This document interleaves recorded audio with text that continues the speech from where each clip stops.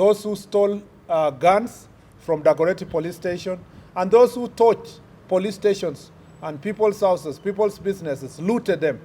We are going to have to do a very massive mop up so that we can be able to arrest them. Polisi kupigwa na polisi wanalinda haki ya Wakenya wote. Sasa kama tunaona polisi wanapigwa, sasa yule polisi akijidefend labda aumize mtu, itakuwa sasa nani analaumiwa? And I can see some of these boys on TikTok. They are wearing police uniform, calling themselves sergeants, and that they have taken over power.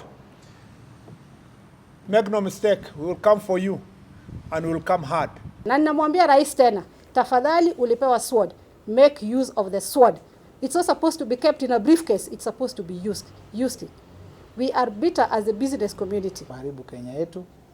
Tunasema tume ya uwiano wa kitaifa wamchukulia hatua former deputy president Rigathi Gachagua, kwa sababu amekuwa yeye ako na lot of impunity kuongea lugha ile anataka, na hatuoni akiitwa katika hiyo tume kuhojiwa.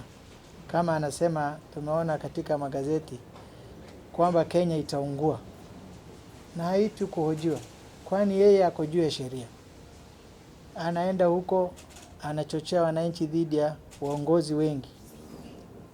Kuna wakati Kenya imeletwa demokrasia kwa ajili ya kuchagua kiongozi ambaye unataka. 2007 Wakenya watachagua waongozi ambaye wanataka.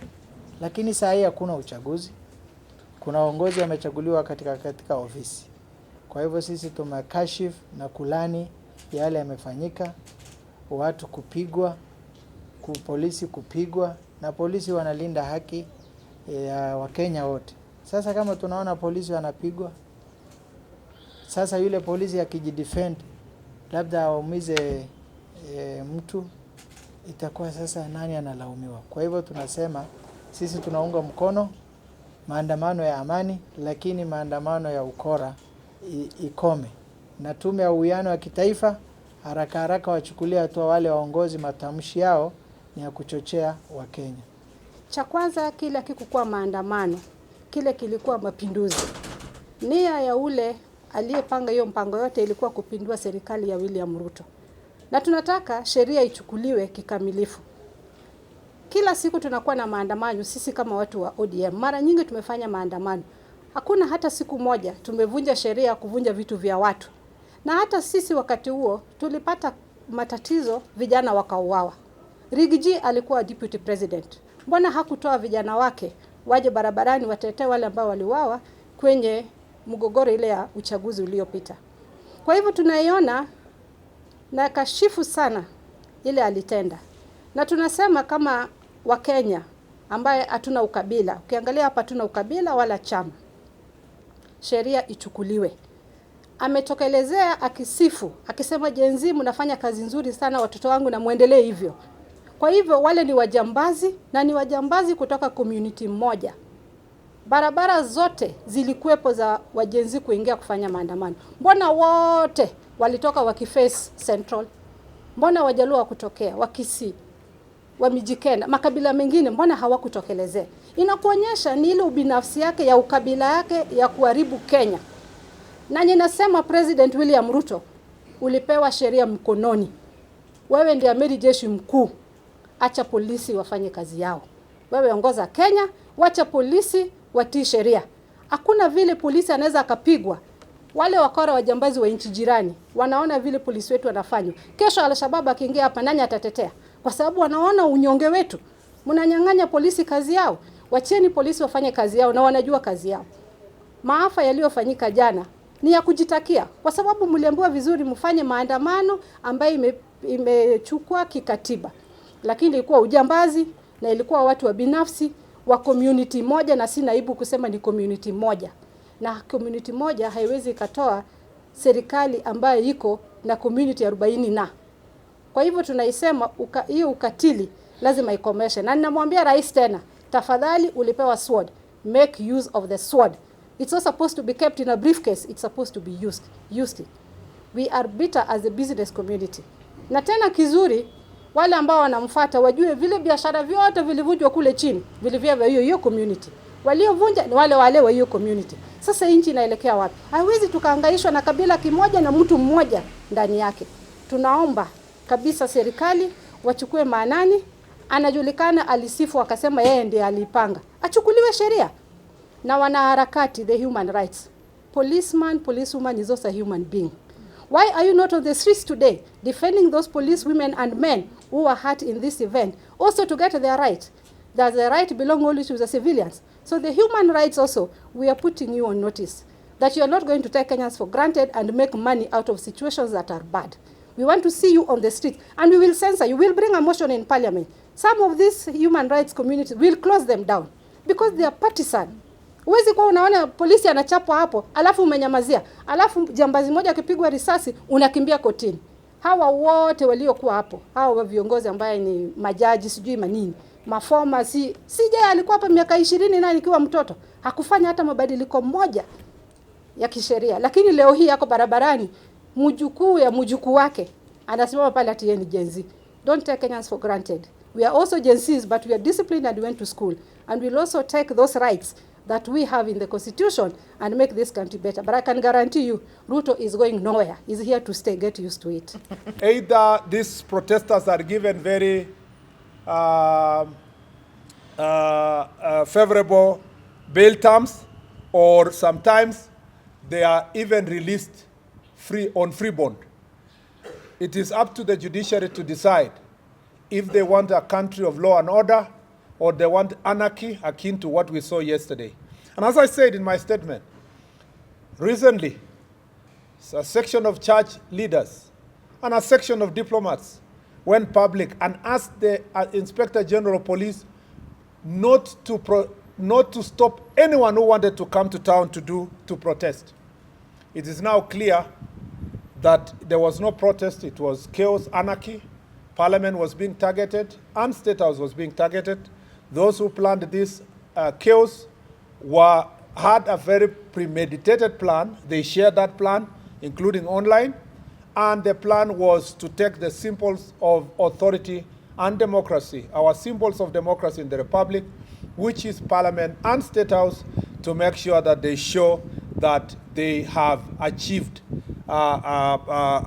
some sort of a regime change. So this is nothing to do with protests. This is nothing to do with freedom of expression. It was an unconstitutional attempt to change the regime of this republic. And this is therefore, yesterday what the police did to foil was they were able to foil an attempted coup. I know that no church member, and I repeat, there will be no bishop, neither Catholic nor Anglican or any other church leader who will come public to defend the police. I know that for sure. Nobody will speak about how the police were attacked, injured, and suffered immense pain as a result of the various. Nobody will do so. I also know that no diplomat will come to public to defend our police, because it is not in their interest for Kenya to be a safe nation and to be a prospering country with full democracy. All those people would prefer anarchy, chaos, at the expense of peace. And since there is no one who is going to defend our police officers, I want to speak authoritatively here.